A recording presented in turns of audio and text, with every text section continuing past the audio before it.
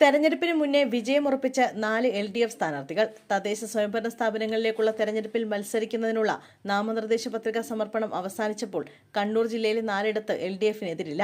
ആന്തൂർ നഗരസഭയിൽ 2 വാർഡുകളിലും മലപ്പട്ടം പഞ്ചായത്തിൽ 2 വാർഡുകളിലുമാണ് LDF എതിരില്ലാതെ തെരഞ്ഞെടുക്കപ്പെട്ടത്. ആന്തൂർ നഗരസഭയിലെ 19ാം വാർഡായ പൊടിക്കുണ്ട് K പ്രേമരാജൻ, 2ാം വാർഡായ മൊഴയാറിൽ K രജിത എന്നിവരാണ് എതിരില്ലാതെ തെരഞ്ഞെടുത്തത്. മലപ്പട്ടം പഞ്ചായത്തിലെ 5ാം വാർഡിൽ IV ഉദയനൻ, 6ാം വാർഡിലെ CK ശ്രേയ എന്നിവരും എതിരില്ലാതെ വിജയിച്ചു. ഇവരെല്ലാം CPIM സ്ഥാനാർത്ഥികളാണ്. ആന്തൂർ നഗരസഭയിലെ മൊറാഴ, പൊടിക്കുണ്ട് വാർഡുകളിലാണ് CPM സ്ഥാനാർത്ഥികൾ എതിരില്ലാതെ തെരഞ്ഞെടുക്കപ്പെട്ടത്. ഇവിടെ UDF BJP സ്ഥാനാർത്ഥികളോ സ്വതന്ത്ര സ്ഥാനാർത്ഥികളോ ഉണ്ടായിരുന്നില്ല. 3 വാർഡുകളിൽ UDFന് പത്രിക നൽകാനായില്ല. ഇതിൽ ഒരിടത്ത് BJP സ്ഥാനാർത്ഥി ഉള്ളതിനാൽ CPM സ്ഥാനാർത്ഥിക്ക് മത്സരിച്ച് ജയിക്കേണ്ടി വരും. രാഹുൽ മാങ്കൂട്ടത്തിന്റെ നേതൃത്വത്തിൽ യൂത്ത് കോൺഗ്രസ് സംഘർഷമുണ്ടാക്കിയ സ്ഥലമായ അടുവാപ്പുറം വാർഡിൽ LDF എതിരില്ലാതെ വിജയിച്ചത് ശ്രദ്ധേയമായി.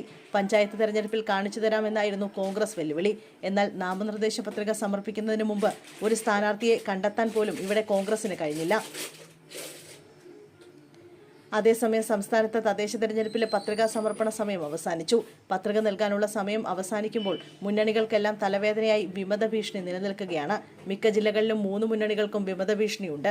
നിർണായക പോരാട്ടം നടക്കുന്ന തിരുവനന്തപുരം കോർപ്പറേഷനിൽ LDFും UDFും വിമത ശല്യം നേരിടുന്നു. തിരുവനന്തപുരം കോർപ്പറേഷനിൽ CPMന് 4 വിമതരാണുള്ളത്. വാഴാട്ടുകോണം, ഉള്ളൂർ, കാച്ചാണി, ചെമ്പഴന്തി എന്നീ സീറ്റുകളിലാണ് വിമത ഭീഷണി നിലനിൽക്കുന്നത്. ആലപ്പുഴ, അമ്പലപ്പുഴ ജില്ലാ പഞ്ചായത്ത് ഡിവിഷനിൽ ലീഗ് കോൺഗ്രസ് നേർക്കുനേർ പോരാട്ടത്തിനാണ് വഴിയൊരുങ്ങുന്നത്. സീറ്റ് ഉപജനത്തിൽ ധാരണയാകാഞ്ഞതോടെ മുസ്ലിം ലീഗിനായി അൽത്താഫ് സുബൈറും കോൺഗ്രസ് സ്ഥാനാർത്ഥി KR കണ്ണനും മത്സരിക്കും. ഇരുവരും പത്രിക നൽകി.